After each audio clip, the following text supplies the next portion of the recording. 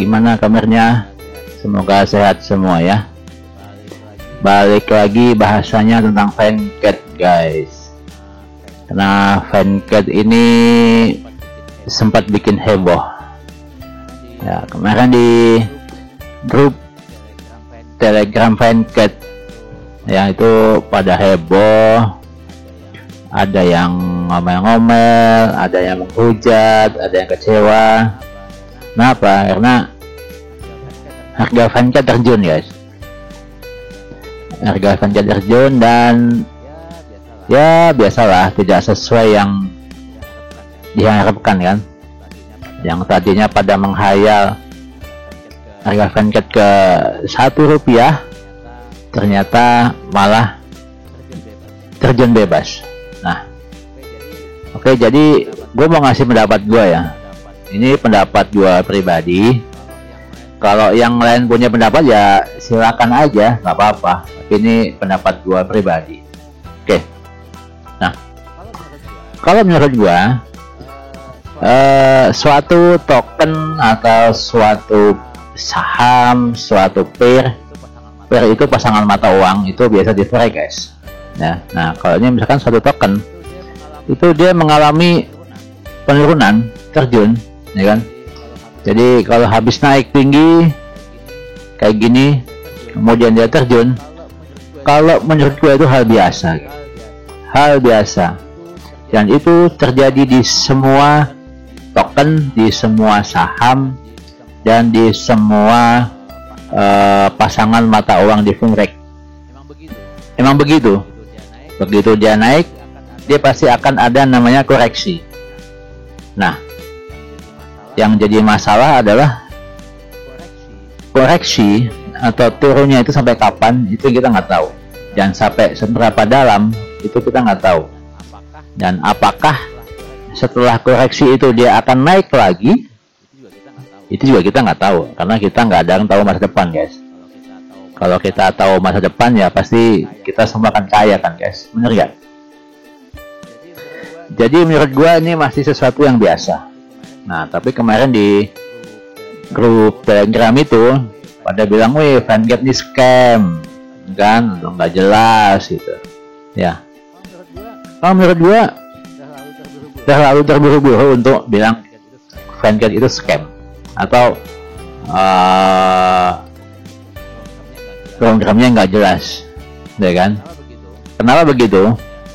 Ya, oke, kita balik lagi. Toko kripto itu pernah membahas tentang Fancad ini, dan dia bilang menurut roadmapnya atau planning dia, jadi baru akan listing pada mayoritas bursa tersentralisasi pada kuartal kedua 2022. Jadi Fancad ini masih panjang jalannya guys, ya kan? Masih tahun depan lagi di kuartal kedua, artinya di bulan Mei itu paling cepat. Itu paling cepat ya guys. Bisa jadi kan lebih itu. Jadi kalau para holder Fancad itu ya mau nggak mau masih sabar untuk menunggu sampai dengan kuartal kedua 2022 ini guys. Kita tunggu apa yang akan terjadi. Apakah benar dia akan listing di bursa tersentralisasi macam toko kripto atau Binance atau Indodax atau yang lain? Ya, kita nggak tahu. Kita nggak tahu ke depan guys, ya kan? Jadi sekali lagi buat lo yang udah pegang koin ini, mau nggak mau ya lo mesti hold jangka panjang. Yang jadi masalah adalah lo terlalu terburu-buru untuk memaksa koin ini naik ke Rp1, ya kan? Gak ada yang kayak gitu guys. Kita lihat Fancad ini dia baru meluncur 18 Maret 2021 guys, belum ada sebulan gitu. Mana mungkin dan waktu seminggu 2 minggu dia akan naik secara drastis pada level tertentu. Oke, kita lihat. Ini adalah perjalanan daripada BTC guys. Ya kan? BTC. Ya. Pada awal-awal dulu dia juga sama begini perjalanannya, ya kan? Kemudian sempat naik. Ini di 2018 dia sempat naik ke 300 juta. Kemudian dam lagi, turun lagi ke 40 jutaan. Lo bayangin aja, dari 40 juta naik ke 300 juta, turun lagi ke 40 juta. Itu di 2000.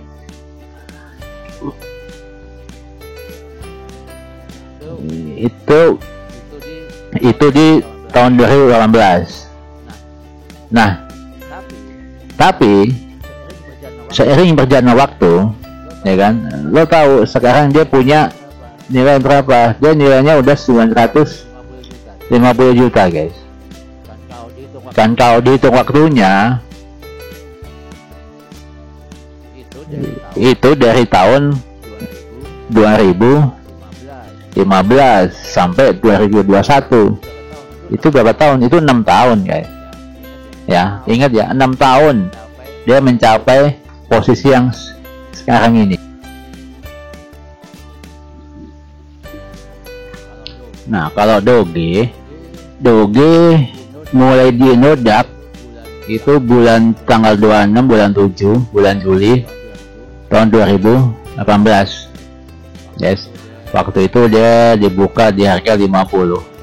Kemudian turun ke 30-an, naik ke 100 dan turun lagi guys. Turun sideways, ya kan?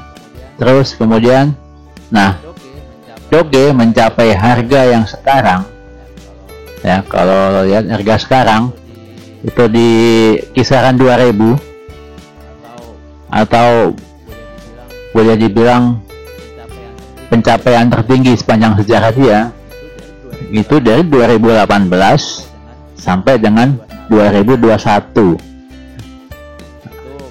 Itu waktunya 3 tahun guys.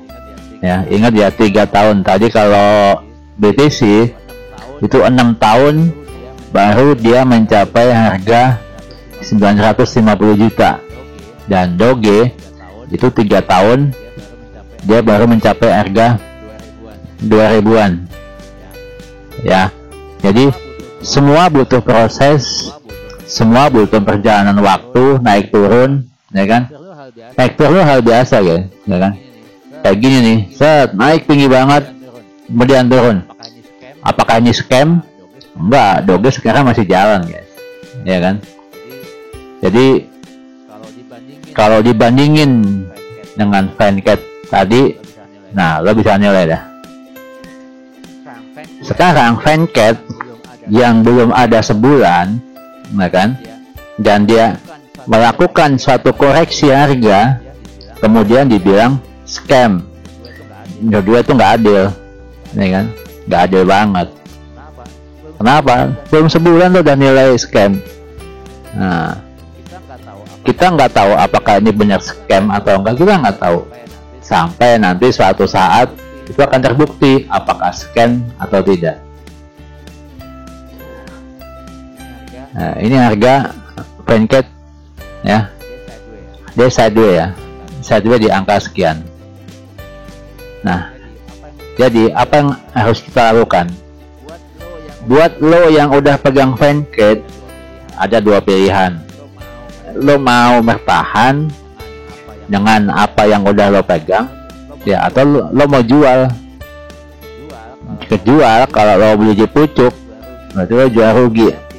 Tapi kalau lo mau bertahan, ya silahkan. Nah, ini adalah pengalaman yang mana kalau lo mau investasi di bidang beginian, duit yang lo pakai pastikan adalah duit dingin guys. Jangan duit pinjaman online atau duit yang lo pakai buat bayar kontrakan, ya kan, atau duit yang mestinya lo pakai buat bayar pinjaman. Jangan, karena lo akan dikejar waktu. Tapi pastikan lo pakai duit dingin yang kalau hilang ya nggak apa-apa, ikhlasin aja. Yang kedua, jangan lo all in di satu instrumen. Jadi misalkan lo punya duit 1 juta, jangan semua 1 juta lo masukin di Fanchat. Lo bisa masukin di token yang lain, misalkan Cake atau BTC atau ETH atau Doge yang tadi habis apa ATH ya kan. Nah itu masih potensial gitu. Jadi jangan satu instrumen, istilahnya lo harus diversifikasi guys ya. Karena gue lihat juga ada kemarin YouTuber yang bilang, wah ini ada trader yang serakah katanya ya aku sih nggak setuju ya. Namanya kita berinvestasi ya kan, bermain ya, kita boleh main apa aja. Dia sarankan kenapa nggak trading aja ya kan, nggak semua orang bisa trading bos ya kan. Kalau semua bisa trading kayak lo, mungkin semua akan kaya gitu. Kalau kaya malah bahaya semua itu. Kenapa? Karena kalau semua orang kaya nggak ada mau kerja. Jadi sekali lagi, buat yang udah pegang Fanchat ya siap-siap ikhlas, siap-siap menunggu untuk sampai minimal kuartal kedua tahun 2022 atau bulan 5 ya, sebelum bulan 5. Nah, semoga aja apa yang di roadmapnya itu benar, dan memang ini di white papernya juga belum ada apa-apa. Kalau gue lihat dia bilang ini akan diupdate 3 atau 4 hari lagi ya. Gua nggak tahu 3 4 hari lagi dia mau update apa. Semoga kalau ada updatean itu akan membantu harga naik lagi guys ya kan. Tapi di sini ada dia punya channel sosial media ya kan. Lo bisa klik channel sosial medianya dan lo bisa cari informasi tentang token itu di sini. Tapi kalau menurut gue udah bagus, dalam artian udah bisa dibeli di Panchat Sweep, kemudian udah listing di CoinGecko ya kan, CoinGecko. Dia juga listing di CoinMarketCap juga. Ini menurut gue langkahnya udah bagus. Tinggal sebenarnya kesabaran para investor Indonesia ini yang mungkin kadang buru-buru untuk menilai sesuatu. Ditambah lagi kalau gua baca di grup tuh kadang-kadang banyak juga perusuh-perusuh yang ngomongnya asal-asal aja gitu, tanpa dia menganalisa lebih dulu dan menjatuhkan gitu. Padahal itu kan membuat psikologi para pemula itu kan jatuh. Kalau yang udah biasa investasi sih nggak masalah ya, tapi kalau yang pemula itu kasihan guys. Oke, itu analisa dan pendapat gue pribadi. Misalkan ada yang punya analisa atau pendapat lain ya silakan aja. Oke, thank you guys sudah nonton video gue doain Fanchat ini naik lagi harganya ya kan, sehingga kita semua bisa happy cuan, bisa happy guys. Oke, see you guys, thank you.